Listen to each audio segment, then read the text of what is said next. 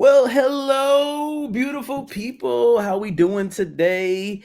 We are back at it, and we are on Napoleon Hill's Outwitting the Devil. We are on chapter 10, self-discipline. This is always a good one, but it's so important and so needed. This is going to be part two of that. And the last part, if you guys want, just like a really quick recap. Basically, it was all about overindulgence in food, making sure that that's in moderation. And then he talked about the overindulgence in sex, where that can get really out of control if you're not careful. I know I still have to kind of work on that. And again, it's all about prioritizing things, because these things are really important, to focus on what is most important.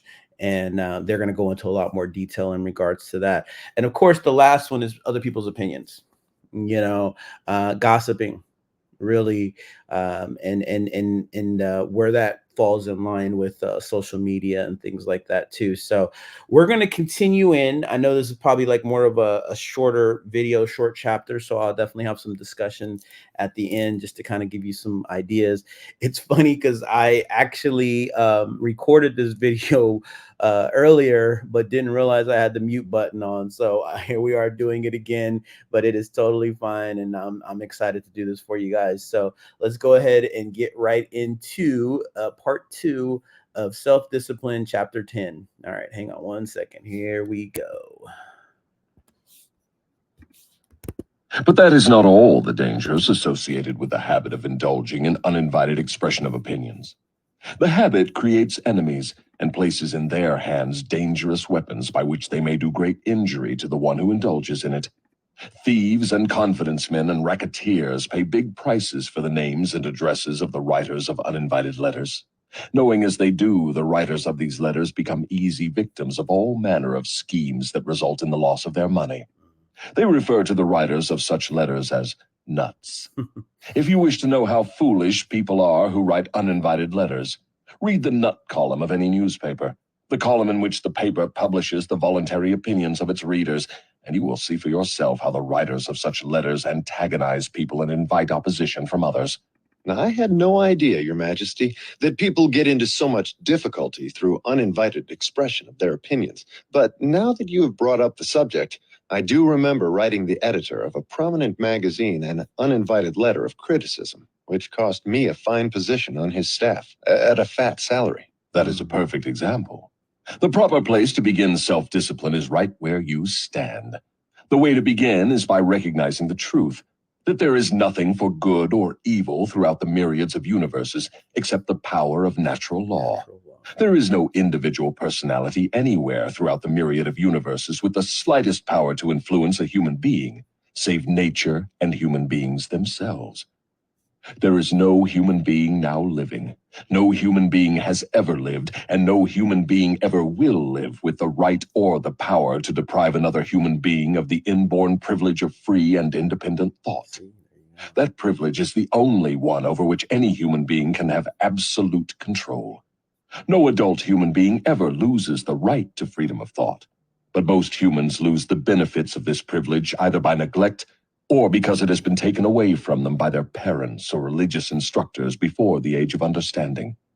These are self-evident truths, no less important because they are being called to your attention by the devil than they would be if brought to your attention by my opposition.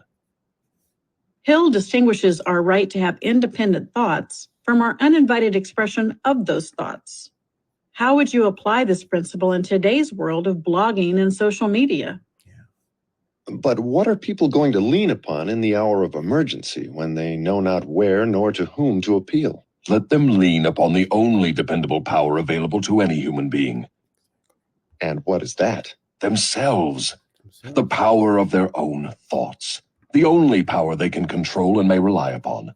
The only power which cannot be perverted, colored, modified, or falsified by their dishonest fellow human beings. The only dependable power available to any human being, the power of their own thoughts. The only power they can control and may rely upon. You may not be able to control other people, but you can control how you react to them and their actions. This is an easy thing to say, but much more difficult to do. We tend to want to change other people when we can truly only change ourselves and how we react to others. All you say seems logical, but why must I come to the devil to discover such profound truths? Let's get back to the 7 principles. You've already disclosed enough information to show clearly that the secret of how to break the power of hypnotic rhythm is wrapped in the 7 principles. You have shown, too, that the most important of these principles is self-discipline. Now, go ahead and describe the other 5 principles you have not yet mentioned and indicate what part they play in giving one self-discipline. First, let me summarize that part of my confession we have already covered. I have frankly told you that my 2 most effective devices for mastering human beings are the habit of drifting and the law of hypnotic rhythm. I have shown you that drifting is not a natural law, but a man-made habit which leads to man's submission to the law of hypnotic rhythm. The 7 principles are the media by which man may break the hold of hypnotic rhythm and take possession again of his own mind.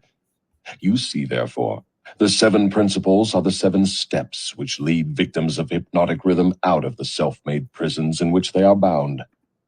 The 7 principles are the master key that unlocks the door to spiritual, mental, and economic self-determination. Is that true? Yes, that's another way of stating the truth. All right, let's go ahead and get back here. Okay, well, that was again the end of chapter 10, self-discipline. And again, this social media, it's very interesting, right? Because I'm an advocate of social media. I'm on social media. This is social media, right? But it's important for us to want to prioritize what we want to listen to and not the other way around, right? This is one of the main reasons why I personally don't like to watch the news, right? Because the news is purposely set up for you to feel a certain type of way and influence you in a certain type of way. And we want to be more of a free thinker. And this is what I think the devil is ultimately trying to say. And what's scary is that this was written in the 30s, and yet we're dealing with more extreme situations than ever before. Because as kids, I used to have things like video games, and I used to be addicted, and I wanted to play video games all the time. But even then, there was an end. If there was a television show, at some point, that TV show or that TV series or that time that I could watch TV ended because there was other programming that didn't appeal to me. That was like adult time. That was when I went out and I used my imagination and played. But now we're living in a time where everything is coming at us 24/7. And now seeing that these things are taking to a whole nother level. And this is why this is so important. And this is ultimately why I do what I do. And I want to get that information out there, out to you guys as much as possible. And for you guys to also spread this information, because this is a lost start. It's very concerning when, people who only want to watch short content, the TikTokers, the reels, all these things that are literally just, you're just scrolling. You're not retaining any information. They don't want to watch the long content. But the long content is where all the information is.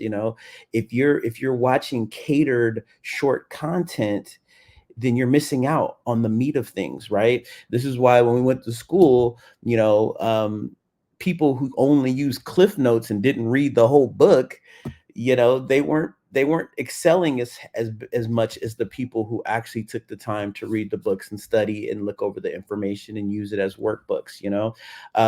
These shortcuts that we continue to use in life are really putting harm, especially in the future of our kids. And so I really recommend and highly would love to pass this on, and hopefully there are younger kids looking into this, or teenagers, and we can kind of reset that and give people the understanding, the importance, right?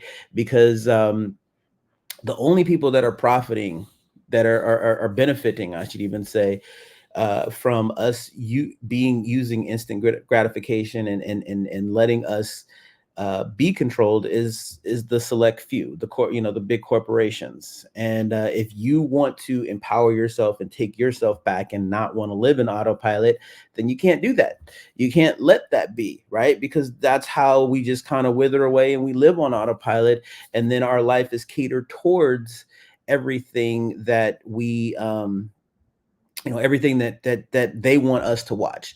And if you find yourself wanting to focus on what it is that you want, and you can't even do that, take the time to just sit there and be still without your mind going and being distracted. Well, that's why this is so important, that you're here to do this, and then you can start forcing yourself to do that work, because at the end of the day, you are in control of you. You just have to constantly remind yourself, right? So when you hear those voices in your head, or when your mind starts to wander and you're thinking about other things, you know, ground yourself. Even if you have to just say out loud, I'm present, right? You know, talk to yourself. It does not matter. It's not that big of a deal. People do it all the time. I know some of the wealthiest people in the world that still talk to themselves, and saying those affirmations, those reassurance, because that's what keeps you in the present moment. And that is what is so important. And that's really what the devil is basically trying to say. The more you stay in your head and you try to figure things out in your head, or focus on things that you can't control, the more you are falling into this hypnotic rhythm that the devil is talking about. And I did a whole video, I did a whole section, if you want to go more in depth on the importance of not falling victim to instant gratification, social media, Netflix. I'm going to leave that video up here for you guys to watch if you haven't already seen it. I think it's very informative, and it really goes into learning how to take that back. And then just everything should be done in moderation. I'm not saying drop everything cold turkey. Some people can do that. It's a little bit more challenging to do it that way. But just try to do it in moderation. Think of it as somebody who's trying to lose weight. You want to take it in steps, and I think I cover that in the video also too. So you will be able to see that. But I hope you guys enjoyed this video, and we're going to continue on. Like and comment down below. Let me know if there's any feedback that you want to give me, anything that you want to suggest in general. I know a lot of you guys have been talking about doing a whole video on how to be still and how to meditate and work the mind. If that is the case, I will be doing that. I just want to get this portion done. We're almost through this book, and then we can move on to those things and get into the fun stuff. So it's going to be really exciting. And so, like I said, just make sure that you hit the subscribe button, hit the like button. That really helps the algorithm. And then, of course, hit that bell notification when you hit subscribe, to make sure that you're saying, yes, you want all my content, because then that way you'll be notified every single time I post a video, which I'm posting all the time. And then you have that information. And of course, if you guys have kids, and they're the younger kids, especially, teenagers, I would say, have them watch this, have these kind of conversations, have them learn how to actually socially interact and not be socially awkward, because that is a gift that I feel like is being lost, and we need to take that back. And that's why, again, that video that I'm going to post up here, you guys watch that. It's going to be very important. And I also put it in the card at the end, so you guys can see it there too. So until next time, you guys make it a great day, and I will talk to you soon. Take care. Bye-bye.